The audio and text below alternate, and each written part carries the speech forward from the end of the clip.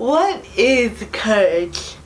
Have you ever really thought about it? Is it knowing how dangerous something is and doing it anyway? Or is it doing something even though you don't know how dangerous it is? Let's talk.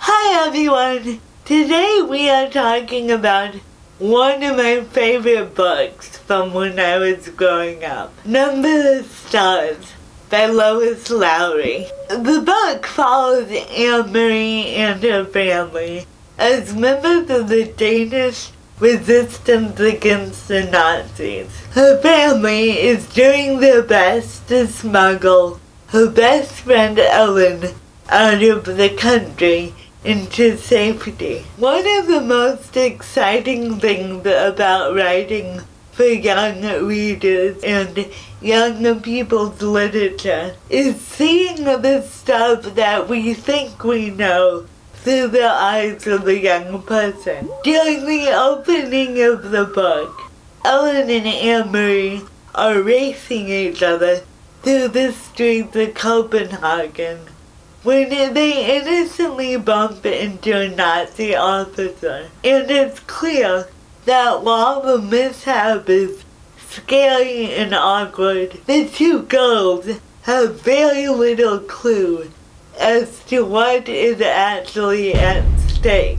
To Anne-Marie, they are in trouble because the girls weren't looking where they were going, not for being political rebels. The Jews in Denmark have lived a relatively safe existence up until this point, but when the Nazis start rounding them up, Anne-Marie's family knows that they are the people to step up to the plate and smuggle Ellen out of the country. But Anne-Marie herself knows very little of this. She's literally trying to piece together what's going on in the world around her and what sort of impact it has for her best friend. From an 11-year-old's perspective, Ellen has to come over and spend the night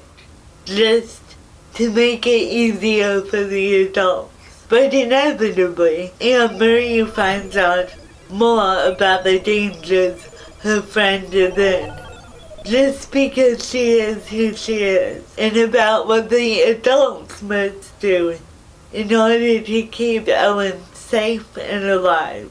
And in turn, she discovers more about the world than she ever wanted to know. Ellen had said that her mother was afraid of the ocean, that it was too cold and too big. The sky was too big too, thought Anne-Marie. The whole world was too cold, too big, and too cruel. It seemed odd to classify this as a coming-of-age novel, but that's exactly what it is. Anne-Marie suddenly has her eyes opened to the fact that the world is much wider, darker, and more complex than she could have ever imagined just a few days before. There's no going back once you come into that realization. The adults are constantly wondering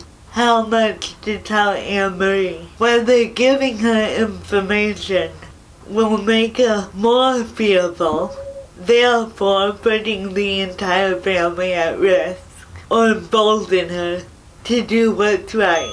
And when push comes to shove, it serves Anne-Marie well sometimes not to know all the details and just to act like she has no idea what's going on. Anne-Marie will never go back to not knowing the things she knows now, as much as she and the rest of the world can wish to unlearn the horrors we learn when we're growing up. Like it or not, the world can be too big, too cold, and too cruel. Who we choose to be in the face of that discovery is what dictates who we are as adults.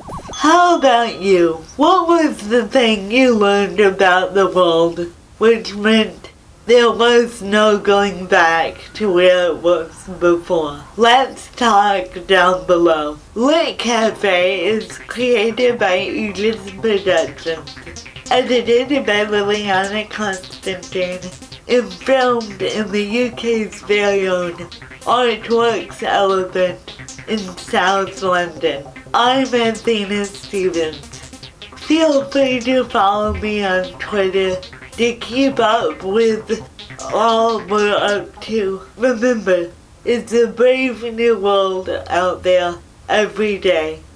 We'll see you next time on Lit Cafe.